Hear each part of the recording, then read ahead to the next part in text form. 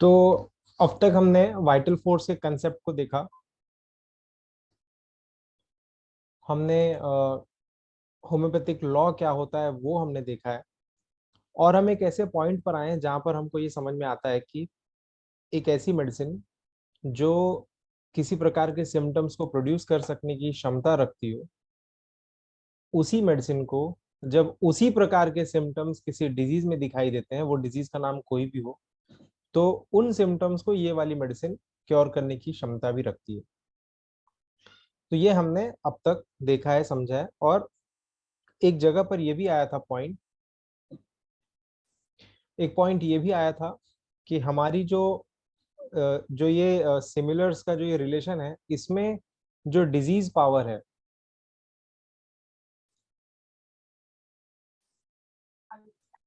इसमें जो ये डिजीज पावर है, इसके ऊपर जो सिमिलर वाला पावर जो हम देंगे, उसका थोड़ा सा शक्ति ज्यादा होना चाहिए। जब तक वो ज्यादा नहीं होगा तब तक वो उसको सुपर इम्पोज नहीं कर पाएगा, तब तक वो उसको ओवर पावर नहीं कर पाएगा।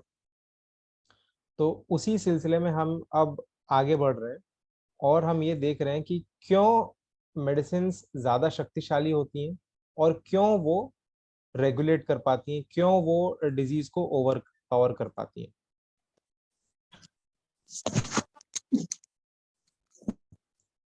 हालांकि इसका हिंट मैंने पहले भी बता ही दिया था, बट स्टिल हम क्योंकि एफोरिज्म्स के थ्रू जा रहे हैं तो हम सारे एफोरिज्म्स को देखेंगे।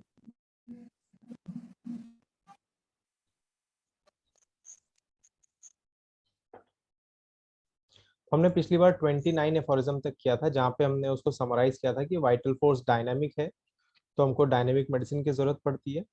वाइटल फोर्स डायनामिक अल्टरेशंस की वजह से ही डिजीज में जाता है, और जो डिजीज फोर्स होता है वो भी डायनामिक होता है, और उसलिए हमको जो मेडिसिन चाहिए वो भी डायनामिक होनी चाहिए। साथ ही साथ मेडिसिन को प्रॉपर पोटेंसी में, सुटेबल रिपीटेशन में अगर हम रिपीट करते हैं तो क्योर होने की संभावना ज्यादा होती है। दूसरा, उसका एक क्राइटेरिया ये था कि इन मेडिसिन के अंदर बिल्कुल उसी तरीके का आर्टिफिशियल डिजीज प्रोड्यूस करने की क्षमता होनी चाहिए जिस तरह के डिजीज को हम क्योर करना चाहते हैं। साथ ही साथ इसका मेडिसिन का थोड़ा सा शक्ति ज्यादा होना चाहिए, तभी वो कमजोर पड़े हुए नेचुरल डिजीज को ओवर पावर कर पाएगा, उसके मैनिफेस्टेशन को वो समाप्त कर पाएगा। तो इसका हमको डिटेल्स मिलता है एफोरिज्म नंबर 30 के बाद कि ये कैसे होता है। The human body appears to admit of being much more powerfully affected in its health by medicines, partly because we have the regulation of the dose in our own power than by natural morbid stimuli. For natural disease are cured and overcome by suitable medicines. अब हम देखते हैं कि ये जो medicine हैं, ये healthy human beings पर अपना प्रभाव बहुत आसानी से जमा पाती है। और साथ ही साथ हम ये भी देखते हैं कि इन नेचुरल डिजीजेस को भी ये जो मेडिसिन हैं, अगर इनको सूटेबल ड्यूरेशन में, सूटेबल पोटेंसी में दिया जाए तो ये भी ये उसको भी क्योर करने में सक्षम हो जाती है। तो ऐसा क्यों होता है? तो ये जो ग्रीन कलर का जो ये मैंने मार्क किया हुआ है ब्रैकेट में, partly because we have the regulation of the dose in our own power, क्योंकि हम इसके डोजेस को रेगुलेट कर सकते हैं, क्योंकि हम इसकी कब कितनी मात्रा में देना है इसको हम अपने हाथ में रखते हैं और अपने हिसाब से कंट्रोल कर सकते हैं। दिन में एक बार देना है, दो बार देना है, चार बार देना है, या करना है, इसको हम आसानी से रेगुलेट कर सकते हैं। तो ये एक बड़ा कारण है कि मेडिसिन स्ट्रॉन्गर मानी जाती है नेचुरल डिजीज की अपेक्षा। अब इसका फुटनोट में इसका एक्सप्लेनेशन दिया हुआ है क्यों ये स्ट्रॉन्गर है। The short duration of the action of artificial morbific forces, क्योंकि ये मेडिसिन जो होती हैं इनका ड्यूरेशन ऑफ एक्शन शॉर्ट होता है, बहुत कम समय के लिए काम करती है, which we term medicine makes it possible that although they are stronger than the natural disease, हालांकि वो स्ट्रॉन्गर हैं, they can yet be much more easily overcome by the vital force than can the weaker natural diseases, which solely in consequence of the longer, generally lifelong duration of their action, psora, syphilis, psychosis can never be vanquished and extinguished by it alone. Medicines stronger होती है natural disease से, लेकिन उसके ऊपर हमारा vital force respond कर पाता है, उसके ऊपर हमारा वाइटल फोर्स अपनी प्रतिक्रिया दे पाता है। क्यों? क्योंकि इनका ड्यूरेशन ऑफ एक्शन बहुत छोटा होता है, बहुत छोटा होता है। जबकि जो नेचुरल डिजीज होते हैं वो क्या होते हैं? ये नेचुरल डिजीजेस जनरली बहुत लंबे समय के लिए होते हैं, लाइफ लॉन्ग होते हैं। इनका जो ड्यूरेशन ऑफ एक्शन है वो बहुत ही लेंदी होता है, सोरा, सिफिलिस, साइकोसिस बैकग्राउंड में होते हैं। और वाइटल फोर्स इस लंबे ड्यूरेशन के कारण, इस लाइफ लॉन्ग सफरिंग के कारण कभी भी अपनी क्यूरेटिव वाली प्रतिक्रिया कभी दे नहीं पाता, until the physician affects the vital force in a stronger manner by an agent that produces a disease very similar but stronger to wit a homeopathic medicines। और ये वाइटल, जब भी कोई क्रॉनिक डिजीज से वाइटल फोर्स पीड़ित होता है, उस समय वो कब वो तब तक कोई प्रतिक्रिया नहीं दे पाता क्यूरेटिव वाली, तब जब तक कि उसको कोई मेडिसिनल सहायता न मिले, until the physician affects the vital force in a stronger manner by an agent that produces a disease very similar but stronger to wit a homeopathic medicine। The cures of diseases of many years duration by the occurrence of smallpox and measles are process of a similar character, both of which run a course of only a few weeks। तो ऐसे history में जो हम लोग diseases देखते हैं तो उसमें ये समझ में आता है, उसको उन एक्सपीरियंसेस को देखकर हम ये जान पाते हैं कि कई सारे क्रॉनिक डिजीज ऐसे थे जो स्मॉल पॉक्स आने के बाद या मीजल्स आने के बाद वो कम्प्लीटली क्योर हो जाते हैं। जहां पर हम देखेंगे जिन डिजीज को उन्होंने क्योर किया वो बहुत ही लंबे समय से चले आ रहे थे, बहुत ही क्रॉनिक डिजीज थे, कई सालों से वो चले आ रहे थे। लेकिन स्मॉल पॉक्स और मीजल्स का ड्यूरेशन बहुत ही छोटा होता है, बहुत ही शॉर्ट टर्म के लिए ये लोग आते हैं, कुछ कुछ दिन से लेके कुछ हफ्तों तक का इनका प्रोसेस होता है। लेकिन ये जो क्योर का प्रोसेस है ये बहुत ही सिमिलर होता है। ये स्मॉल पॉक्स और ये मीजल्स शॉर्ट ड्यूरेशन के होते हैं, जैसे कि हम आर्टिफिशियल मेडिसिन को जब हम पेशेंट में देंगे और एक आर्टिफिशियल डिजीज बनाएंगे तो वो भी बहुत ही शॉर्ट ड्यूरेशन के होता है, बिल्कुल इसी तरीके से। जैसे स्मॉल पॉक्स और मीजल्स का कभी ना कभी एक्शन एग्जॉस्ट हो जाएगा और फिर वो चले जाएंगे, वैसे ही आर्टिफिशियल जो डिजीज हमने प्रोड्यूस किया है उसका भी एक्शन कभी ना कभी खत्म हो जाएगा, कभी ना कभी एग्जॉस्ट हो जाएगा। स्मॉल पॉक्स और मीजल्स क्योंकि कम समय के लिए आते हैं तो वाइटल फोर्स प्रतिक्रिया देता है और उस प्रतीकात्मक स्वरूप में होता ही है कि जो क्रॉनिक डिजीज हैं वो भी क्योर हो जाते हैं। जब सेम एक्शन होता है जब हम हमारी जो आर्टिफिशियल मेडिसिन के थ्रू हम एक आर्टिफिशियल डिजीज क्रिएट करते हैं, तब भी यही प्रोसेस होता है। तो शॉर्ट ड्यूरेशन एक बहुत बड़ा फैक्टर है जो वाइटल फोर्स को स्टिमुलेट करता है, उसको सप्रेस नहीं करता, उसको स्टिमुलेट करता है ताकि वो रिएक्शन दे सके। नेक्स्ट हम आगे देखते हैं। The inimical forces partly psychical, partly psychical यानी कुछ जो हमारी इमेजिनेशंस हैं, कुछ जो हमारे मन के दुख, पीड़ा, प्रताड़ना जो भी है वो है। The inimical forces partly psychical, partly physical, to which our terrestrial existence is exposed। terrestrial existence is exposed यानी जब तक हम इस धरती पर होंगे, जब तक हम इस संसार में होंगे, तब तक इन ना तो इन इमेजिनेशन से हमारा छुटकारा मिलने वाला है, ना ही ना ही जो फिजिकल फोर्सेस हैं हमारे आसपास, जैसे कि एनवायरनमेंट हो गया, जैसे कि ड्रग्स हो गया, जैसे कि जो दूसरे मॉर्बिफिक फीचर्स हैं, इनमें से किसी से भी हम बच नहीं सकते और हम कंटिन्यूसली उसको एक्सपोज रहते हैं। which are termed morbific noxious agents, do not possess the power of morbidly deranging the health of man unconditionally। Generally हम लोग ये सोच सकते हैं कि जो नेचुरल डिजीज होगा, जो नेचर ने लाया होगा, वो ज्यादा स्ट्रांग होना चाहिए, लेकिन ऐसा नहीं है। ये बिना किसी कंडीशन के ये हम पर इफेक्ट नहीं डाल सकते। जैसे कि मैं एक अगर एग्जाम्पल, हाँ जी सर, अब आ रही है। अच्छा बीच में ब्रेक हो गया था ना, वो कुछ नेटवर्क का इशू था। बीच में चली गई थी। ओके, तो मैं ये एक एग्जांपल बता रहा था, तो मैं एक एग्जांपल बता रहा था कि जी हम ये जितने भी ये एनिमिकल फोर्सेस होते हैं, जितने भी नेचुरल डिजीज होते हैं, वो बिना किसी कंडीशन के मौजूद रहे वो हमको बीमार नहीं करते। हमको बीमार करने के लिए कोई ना कोई एक प्री कंडीशन चाहिए जब वो हम पर हावी हो जाते हैं। एक एग्जाम्पल के तौर पर अगर इसको समझा जाए तो हम और आप, बहुत सारे लोग कोविड पेशेंट्स को एक्सपोज हुए होंगे सर कोविड आवाज वायरस। फिर से ब्रेक हो रही है।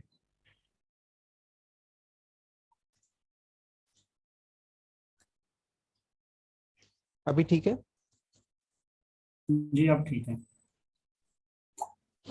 हाँ, तो मैं ये बता रहा था कि ये जो नेचुरल डिजीज होते हैं ये किसी न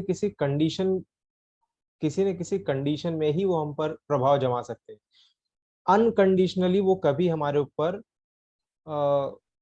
अपना प्रभाव जमाकर हमको बीमार नहीं कर सकते। जैसे कि मैं एग्जांपल बता रहा था कि हम सब कोविड पेशेंट्स को इतने सारे एक्सपोज होते हैं, लेकिन हर व्यक्ति बीमार नहीं पड़ता, हर व्यक्ति के अंदर सिम्टम्स नहीं आते, हर व्यक्ति हॉस्पिटलाइज नहीं हो जाता।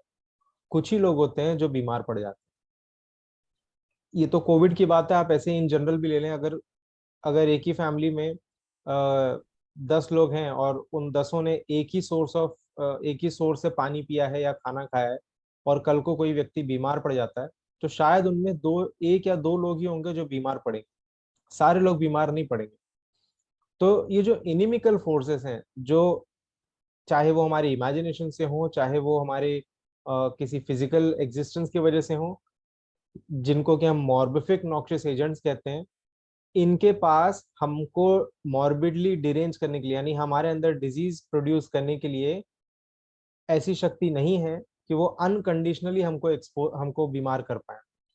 But we are made ill by them only when our organism is sufficiently disposed and susceptible to attack of the morbific cause that may be present। ये तभी हो सकता है जब हम sufficiently expose होंगे, जब हम sufficiently susceptible होंगे, जब हमारे शरीर में कुछ ऐसा वैक्यूम होगा जो इन वायरसेस को या इन बैक्टीरियाज को या इन फंगस को या किसी भी तरीके के, इस तरीके के जो मॉर्बिफिक नॉक्सियस एजेंट्स हैं, इनको हमारे शरीर में प्रवेश करने में मदद करेगा, वहां पनपने में वो उनको मदद सॉरी वहां पनपने में वो उनकी मदद करेगा।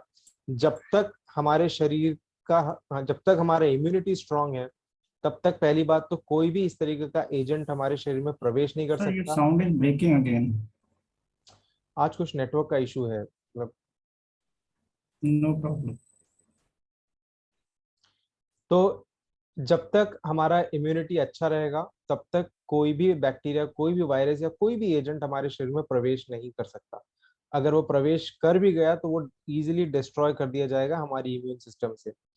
तो कहने का मतलब ये है कि जितने भी इनिमिकल फोर्सेस हैं, जो भी हमारे जीवन के लिए खतरा करने वाले फोर्सेस हैं, वो हमको किसी न किसी कंडीशन में ही वो हमारे ऊपर प्रभाव जमा सकते हैं, किसी न किसी कंडीशन के रहते ही वो हमको बीमार कर सकते हैं। But we are made ill by them only when our organism is sufficiently disposed and susceptible to attack of the morbific cause that may be present and to be altered in its health, deranged and made to undergo abnormal sensational function। ये जब वो condition मौजूद होगी, तभी इस तरीके के जो एक्सटर्नल एजेंट्स हैं, जो मॉर्बिफिक हैं, जो हमारे लिए हमारे जीवन के लिए जो शत्रु का भाव रखते हैं, वो हमको तभी परेशान कर सकते हैं, तभी वो हमारे शरीर के भीतर जा सकते हैं और वो अल्टरेशन क्रिएट कर सकते हैं, वो हमारे हेल्थ को डिजीज में कन्वर्ट करा सकते हैं। Hence they do not produce disease in everyone nor at all times. इसलिए ये हर व्यक्ति में बीमारी पैदा नहीं करते। हर व्यक्ति जो इन सब चीजों से एक्सपोज होगा वो बीमार नहीं होता। एक एग्जाम्पल के तौर पर अगर मैं बताऊं, तो जब बरसात होती है तो बरसात हर जगह होती है, हमारे घर पर होती है, छत पर होती है, सड़क पर होती है, शहरों में होती है, गांव में होती है, जंगलों में होती है, नदियों पर भी होती है और खेतों में भी होती है। लेकिन फसल वहीं उगती है जहां पर उस खेत को सींच के तैयार किया गया हो। फसल वहीं उगती है जहां पर उन खेतों को सींच कर तैयार किया गया हो। हमारे छत पर फसल नहीं उगती, हमारे छत पर फसल नहीं उगती, हमारे सर पर फसल नहीं उगती, हमारे सड़कों पर जो पक्की सड़कें होती हैं शहरों में, वहां पर फसलें नहीं उगती, क्योंकि उन फसलों को उगने के लिए प्रॉपर माहौल नहीं है। जैसा एनवायरमेंट उनको चाहिए वो वहां पर नहीं है। हो सकता है उनको सनलाइट वहां पर मिल जाए, हो सकता है उनको वहां पर पानी का सोर्स मिल जाए, लेकिन फिर भी मिट्टी नहीं मिलेगी। अगर मिट्टी भी मिल गई तो भी वहां पर जो उनको जिस तरीके का कंडीशन उनको चाहिए पनपने के लिए, वो वहां पर नहीं होगा। बिल्कुल वैसे ही कोई भी डिजीज जब हमारे शरीर में एंटर करता है तो उसको पनपने के लिए, उसको बढ़ने के लिए, उसको सिम्टम्स प्रोड्यूस करने के लिए, उसको उसके लाइफ को मेंटेन करने के लिए कुछ ना कुछ अंदर जरूर होना चाहिए। तो वो कंडीशन एक होगा जिस कंडीशन में वो हमारे ऊपर अपना प्रभाव जमाता है। हर हर व्यक्ति बीमार नहीं होगा। इसी का एग्जाम्पल देते हैं अनकंडीशनली का। When I call a disease derangement of man's state of health, I am I am far from wishing thereby to give a hyper-physical explanation of the internal nature of disease generally or of any case of disease in particular। तो ये कहते हैं कि जब मैं derangement of health की बात करता हूँ तो मैं किसी तरीके का हाइपर फिजिकल एक्सप्लेनेशन नहीं देना चाहता कि कैसे डिजीज बढ़ता है या कैसे किसी एक केस में डिजीज प्रोग्रेस करता है। यहाँ सिर्फ ये बताने की कोशिश की गई है, it is only intended by this expression to intimate what it what it can be proved diseases are not and cannot be, that they are not mechanical or chemical alterations of material substance of the body।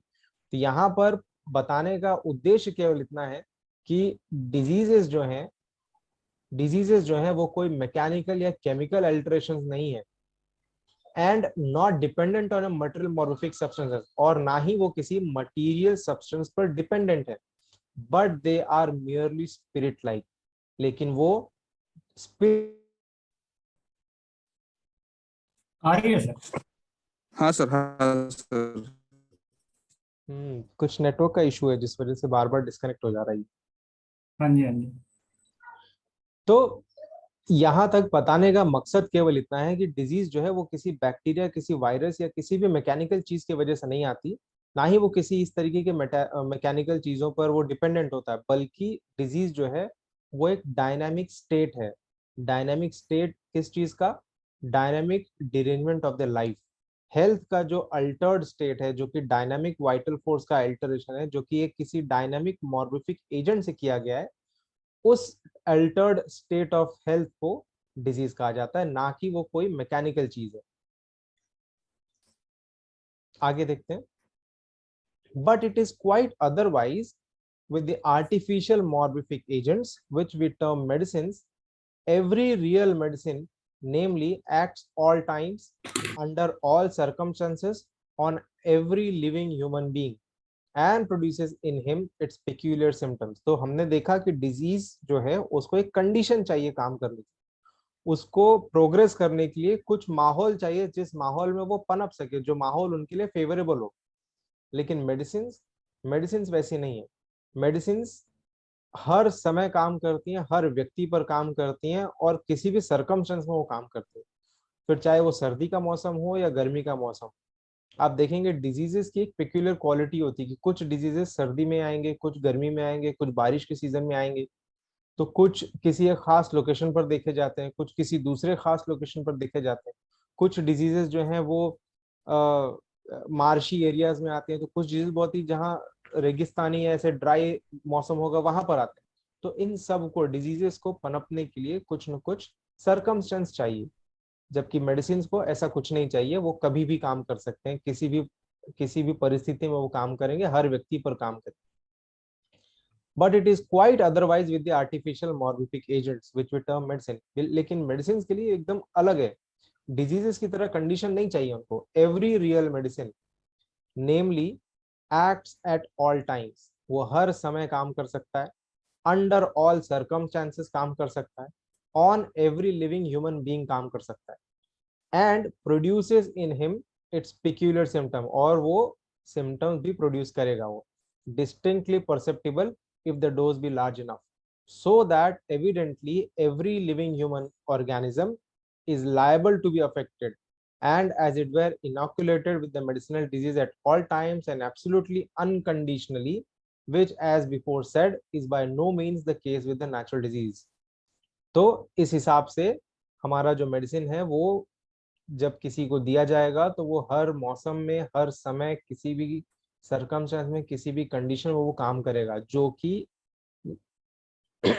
कि natural disease के साथ ऐसा बिल्कुल भी नहीं है। उनको कुछ ना कुछ कंडीशन चाहिए। नेक्स्ट देखते हैं। In accordance with this fact, अब जब ये फैक्ट हम समझ गए हैं, it is undeniably shown by all experience, हमारे सारे एक्सपीरियंसेस क्या बताते हैं, that the living organism is much more disposed and has a greater liability to be acted on and to have its health deranged by medicinal powers than by morbific, noxious agents and infectious miasms, or in other words, that the morbific, noxious agents possess a power of morbidly deranging man's health that is subordinate and conditional, often very conditional, whilst medicinal agents have an absolute unconditional power greatly superior to the former. तो इन सारे facts को, इन सारे तथ्यों को समझते हुए हम ये कह सकते हैं कि हमारी जो मेडिसिन हैं ये किसी भी व्यक्ति में किसी भी समय उसके स्टेट ऑफ हेल्थ को अल्टर कर सकते हैं बिना किसी प्री कंडीशन के रिक्वायरमेंट के। जबकि जो इन्फेक्शियस माइजम्स होंगे या जो नेचुरल मॉर्बिफिक एजेंट्स होंगे उनको कुछ न कुछ कंडीशन चाहिए, और कई बार तो बहुत ही पिक्यूलियर सरकमस्टेंस होना चाहिए तभी वो अपना प्रभाव दिखाएंगे। जबकि मेडिसिन को बिना किसी कंडीशन के, medicinal agents have an absolute unconditional power, वो कभी भी कहीं भी किसी भी समय काम कर सकती है। इसी वजह से ये ग्रेटली सुपीरियर हैं डिजीज फोर्सेस से, इसीलिए मेडिसिन आर मोर स्ट्रॉन्गर। ये फुटनोट में उसका एक्सप्लेनेशन देते हैं।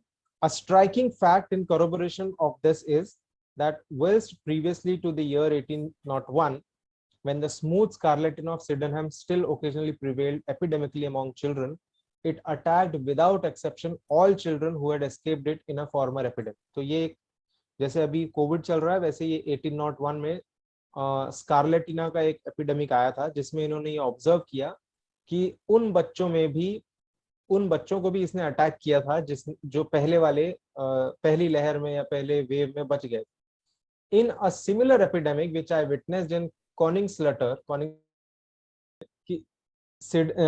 स्कारलेटिना का एक एपिडेमिक था जिसमें ये देखा गया कि फर्स्ट जो बच्चे बच गए थे पहली वेव में, वो बाद में जब नेक्स्ट वेव आई तो दूसरे वाले जो बचे हुए थे उनको भी वो असर हो गया। ऐसा ही एक एपिडेमिक कॉनिंग्सलटर में डॉक्टर हानेमन ने विटनेस किया, जहां पर जिन बच्चों को बेलाडोना का डोज दे दिया गया, they remained unaffected by highly infectious infantile disease. If medicines can protect from a disease that is raging around, तो अगर medicines इन डिजीज को प्रोटेक्ट कर सकती हैं जो अपने आसपास में इतना तूफान मचा रहा है, they must possess a vastly superior power of affecting our vital force. तो उनके अंदर उस डिजीज से बड़ी ताकत होगी तभी वो उसको प्रोटेक्ट कर पा रहे हैं। They must possess a vastly superior power of affecting our vital force. तो अगर मैं इसको समराइज करूं तो why medicines act unconditionally? Because medicines have short duration of action. क्योंकि मेडिसिन का एक्शन कम समय के लिए होता है। डोजेस को आप रेगुलेट कर सकते हो, पोटेंसी आप डिसाइड कर सकते हैं, पोटेंसी आप रेगुलेट कर सकते हैं। Medicines will act all times irrespective of external influences. किसी भी प्रकार का एक्सटर्नल इन्फ्लुएंस उनको उनके काम से हटा नहीं सकता, चाहे कोई टाइम कोई भी हो, चाहे एनवायरनमेंट कोई हो, चाहे कोई वेदर हो। Medicines act on all living organisms equally. Natural diseases हर व्यक्ति में डिजीज प्रोड्यूस नहीं कर सकता, लेकिन मेडिसिन हर व्यक्ति के वाइटल फोर्स को अल्टर कर सकता है। तो हर व्यक्ति में वो इक्वली काम कर सकता है बिना किसी भेदभाव के, under all circumstances. So why medicines या remedies act unconditionally? Because natural diseases require proper exposure, susceptibility of patient, season, environment, subordinate healthy condition to derange healthy vital force. Natural disease do not affect everyone. Medicine सब पर काम कर सकता है लेकिन natural disease सब पर काम नहीं कर सकता। नेचुरल डिजीजेस को कुछ कंडीशंस चाहिए जिन कंडीशंस में वो काम करेंगे। Therefore medicines act unconditionally. Why medicines are stronger than natural disease? Simple है, because natural diseases have longer duration, वो लंबे समय के लिए आते हैं जिसके परिणाम स्वरूप वाइटल फोर्स रिएक्ट नहीं कर पाता, वो धीरे धीरे वो वीक होता चला जाता है। जबकि जो मेडिसिनल डिजीज होते हैं उनका ड्यूरेशन ऑफ एक्शन बहुत ही शॉर्ट होता है. It does not terminate on its own. Natural diseases does not terminates on its own unless medicine are applied. Natural disease को जैसे कि हमने बताया, उनको प्रॉपर एक्सपोजर चाहिए, ससेप्टिबिलिटी चाहिए, सीजन चाहिए, प्रॉपर एनवायरनमेंट चाहिए जिसमें वो पनप सके और किसी व्यक्ति को बीमार कर सके. And then doses can be regulated, potency can be regulated, medicines will act all times irrespective of external influences, time, environment, etc. Therefore last में हमको ये भी समझ में आता है क्योंकि मेडिसिन हमको प्रोटेक्ट कर सकती हैं डिजीजेस से, तो इसका मतलब है कि मेडिसिन के पास ज्यादा शक्ति है. Medicine are much stronger than natural diseases. हम आज का यहीं पर एंड करते हैं. अगर कोई क्वेश्चन हो तो आप लोग पूछ सकते हैं.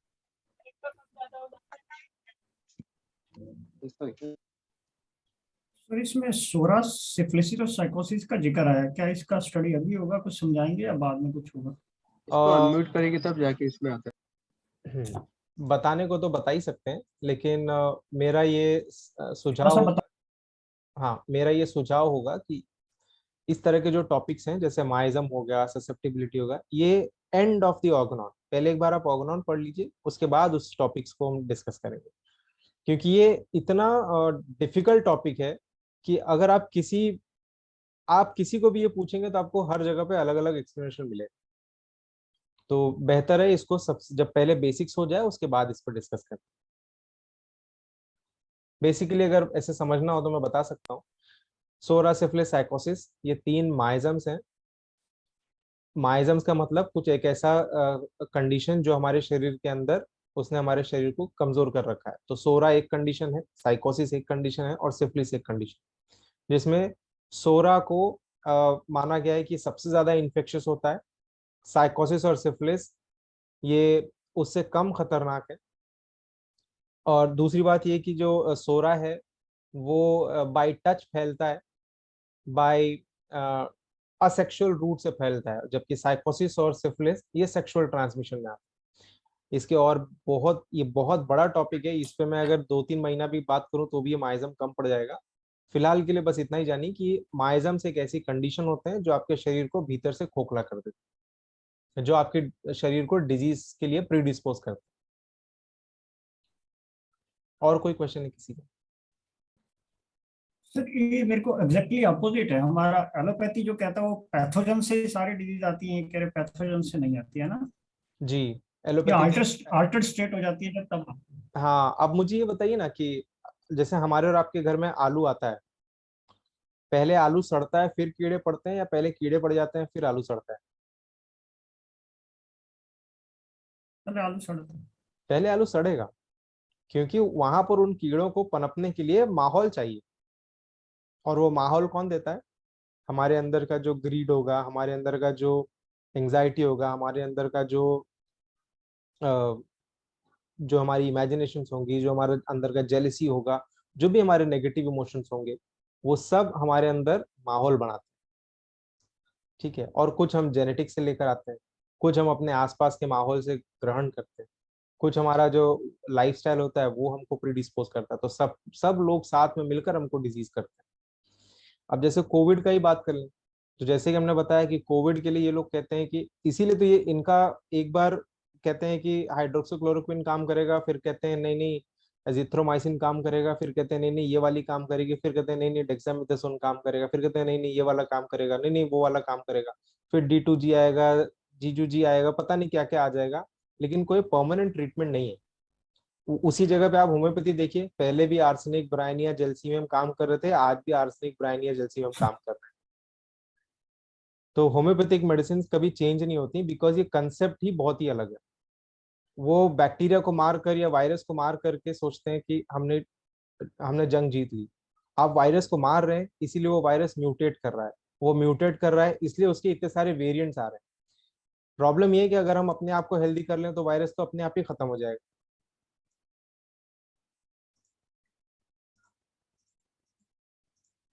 और कोई क्वेश्चन है किसी को? तो वायरसेस आर या बैक्टीरिया या ये जो जर्म थियरी ऑफ डिजीज है ये कंप्लीटली बेसलेस है ये। और कोई क्वेश्चन किसी को? मैंने एक आर्टिकल पढ़ा था, मैं आप लोगों के साथ शेयर करता हूँ। ये शायद डॉक्टर डनहैम की बुक में मैंने पढ़ा था, जहां पर उन्होंने ये एग्जाम्पल बताया कि डॉक्टर कॉक्स, ये जो माइक्रोबायोलॉजिस्ट थे जिन्होंने टीबी का बैक्टीरिया, कॉलेरा का बैक्टीरिया, इसका इन्वेंशन, इनको डिस्कवर किया है, तो जब उन्होंने ये जर्म थ्योरी ऑफ डिजीज को पोस्टुलेट किया था तो इस थियोरी के खिलाफ बहुत सारे लोगों ने एक्सपेरिमेंट्स किए थे, जिसमें एक एक्सपेरिमेंट ऐसा था कि वो कॉलेरा के बैक्टीरिया का जूस बनाकर वो लोग पी जाते थे, डिकॉक्शन बनाकर उसको पी जाते थे, ये प्रूव करने के लिए कि bacterias are not the cause of disease. और उनमें से किसी को भी कॉलेरा